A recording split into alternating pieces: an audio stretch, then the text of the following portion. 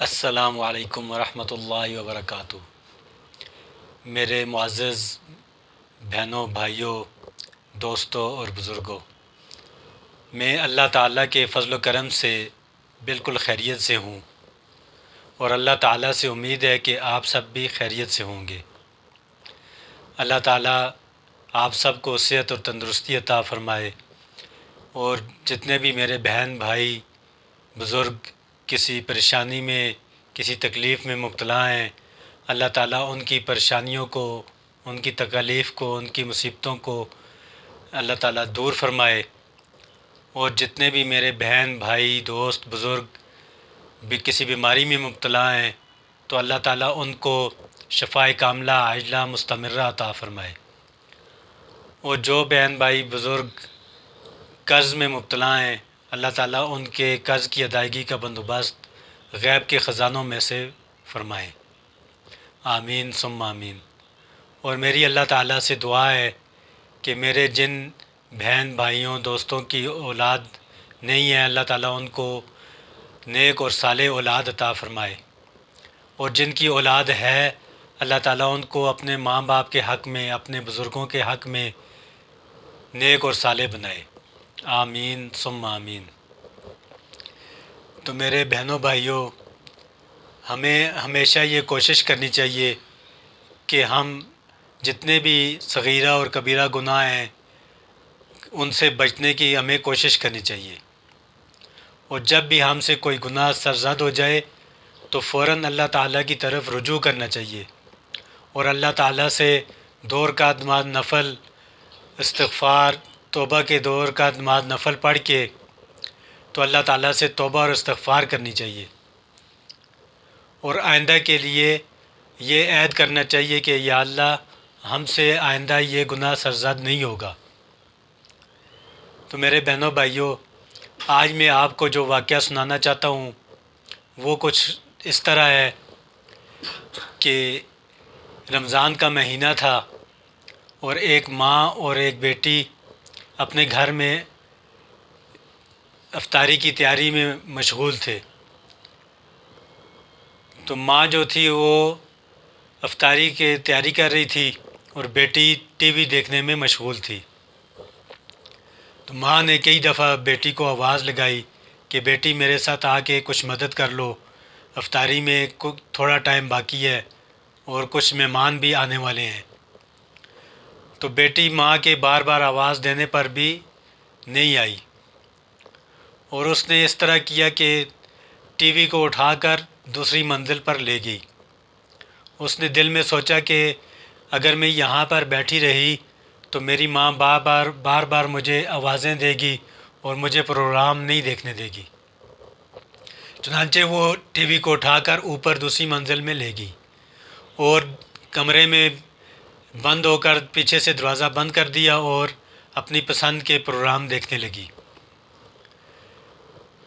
جب افطاری کا وقت ہو گیا، مہمان بھی آ گئے، اس کے والد بہن بھائی سب دسترخوان پر بیٹھ گئے، تو ماں نیچے سے آوازیں دیتی رہی کہ بیٹا آ کر افطاری کر لو، افطاری کا وقت ہو گیا ہے۔ تو اوپر سے بیٹی کی کوئی آواز نہ آئی۔ کئی دفعہ آوازیں دینے پر بھی وہ جب اس کی آواز نہ آئی تو ان کو کچھ تشویش ہوئی۔ تو انہوں نے جب جا کر دیکھا تو پیچھے سے دروازہ بند ہے اور اندر سے کوئی آواز بھی نہیں آ رہی ہے۔ تو آخر کار انہوں نے اس دروازے کو توڑا۔ جب وہ دروازے کو توڑ کر اندر داخل ہوئے تو کیا دیکھتے ہیں کہ بیٹی کی لاش ٹی وی کے سامنے پڑی ہوئی ہے، اوندھے منہ پڑی ہوئی ہے۔ تو سارے رمضان کا مہینہ تھا اور افطاری کا وقت بھی، تو سارے پریشان ہو گئے۔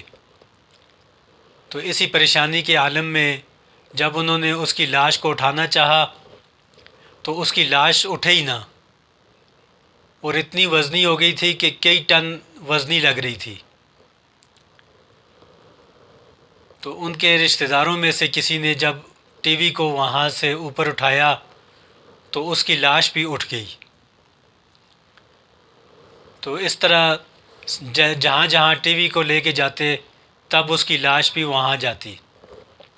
اسی طرح ٹی وی کے ساتھ ساتھ ہی اس کو غسل بھی دیا گیا، کفن بھی دیا گیا، اور جب اس کا جنازہ لے کے جانے کا وقت آیا تو اس کی لاش اٹھے ہی نہ۔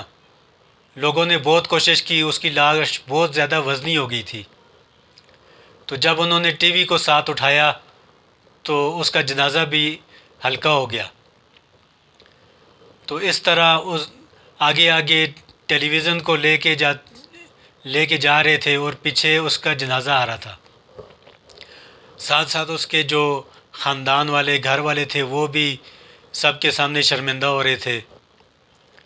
تو اسی طرح قبرستان تک اس کی لاش کو پہنچایا گیا، اور جب جنازہ پڑھا گیا تو قبر میں اتارنے کا وقت آیا، تو جب اس کی لاش کو قبر میں اتارا، اس کے اوپر مٹی وغیرہ ڈالی، تو دعا وغیرہ کرنے کے بعد جب لوگ واپس ہونے لگے تو ٹی وی کو اٹھا کر جب واپس لے کے جانے لگے تو اس لڑکی کی لاش بھی اس کے ساتھ ساتھ قبر سے باہر نکل آئی۔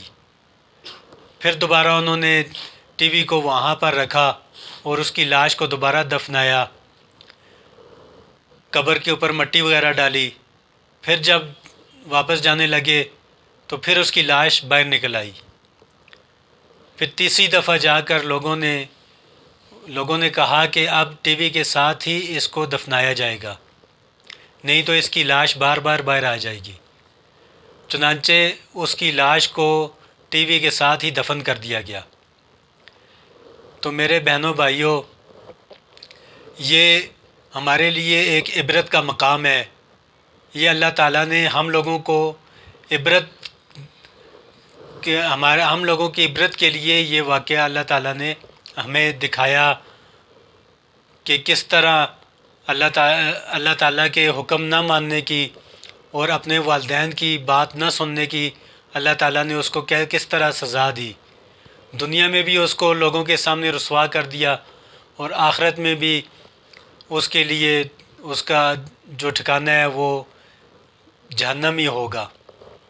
تو میرے بہنوں بھائیوں، ہمیں بھی چاہیے کہ ہم جہاں تک ہو سکے ہم اپنے والدین کی، اپنے بزرگوں کی، اپنے جتنے بھی رشتہ دار ہیں سب کے ساتھ اچھا سلوک کریں اور ان کی بات کو مان کر چلیں، اور اپنے والدین کی بات کے سامنے انکار نہ کریں،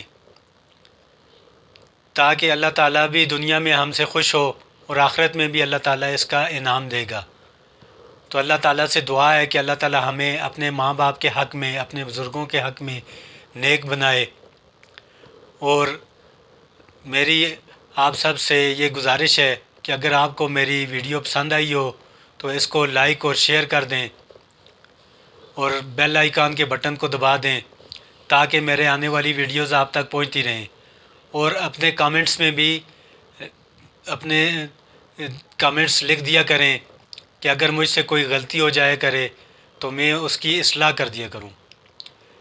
تو اب میری اللہ تعالیٰ سے دعا ہے کہ میرے جتنے بھی سننے والے بہن بھائی بزرگ ہیں، اللہ تعالیٰ ان کو صحت اور تندرستی عطا فرمائے۔ والسلام۔